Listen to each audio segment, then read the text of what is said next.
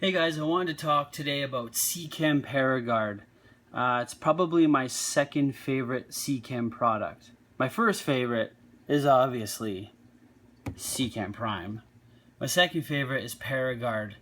Right now, this is a 10-gallon freshwater tank.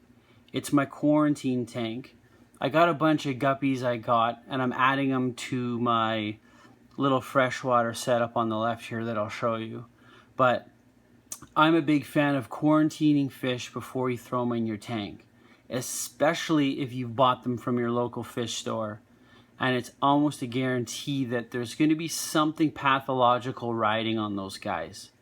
So Seachem Paraguard is used for kind of two situations. One, your fish are sick with something external like ick, maybe a fungal or bacterial infection that you can actually visibly see. And it's kind of expensive in that situation because you have to dose it every single day. I guess it's expensive in the context of large tanks. If you have a 10-gallon, it's not that bad. You could pick up this for probably 10 bucks if you're from America, and maybe 15 if you're Canadian.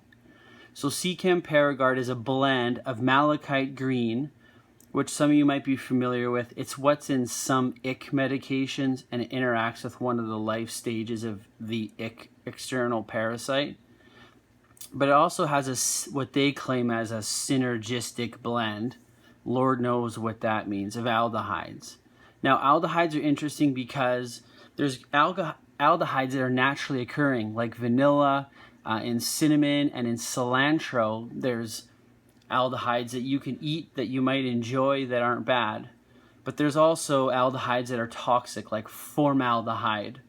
You might be familiar with that because it preserves things that were living. So if you put a body in formaldehyde, it doesn't rot, it doesn't decompose.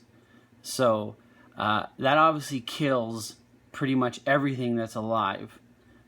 So that's the tension of using an aldehyde, is you want to keep the fish alive, but you want to select the fungus or the bacteria that's pissing you off.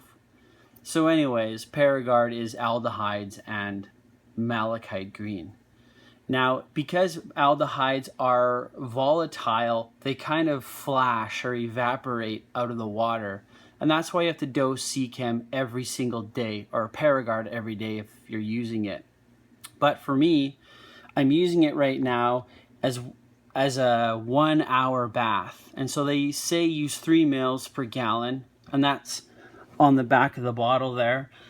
And so, and you're supposed to observe your fish for stress. And so I've used it for other fish before as a dip before I add them, and I've done it for 3 or 4 hours.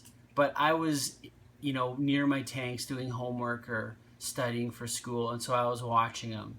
And if fish started to turn upside down or show stress, I could have quickly scooped them out and stopped it. So I would definitely recommend quarantining your fish. I have a bunch of rainbows coming in from Papua New Guinea tomorrow that I have to pick up. So I need to quarantine those guys in this 10-gallon. That's why I'm getting these guppies out. So hopefully after the couple hours in this Paraguard dip, these guys are going to be clean on the exterior and ready to go into my other tank. They're going into here, which is just a 26-gallon bow front. I got some Corys, guppies, cardinals, just kind of a crap mix of fish. So keep Paraguard on your repertoire. I know lots of people are not familiar with it. It doesn't sell at all really at my local fish store. But I would obviously advocate for you to try it out, especially if you are trying to isolate, quarantine, or clean off new fish that you're adding. But honestly, nothing beats a good 2 to 3 to 4 week quarantine of new fish. Make sure they're not sick. Or hosting anything pathological before you add them into your new tank. I hope this helps, guys. Have yourselves a great day.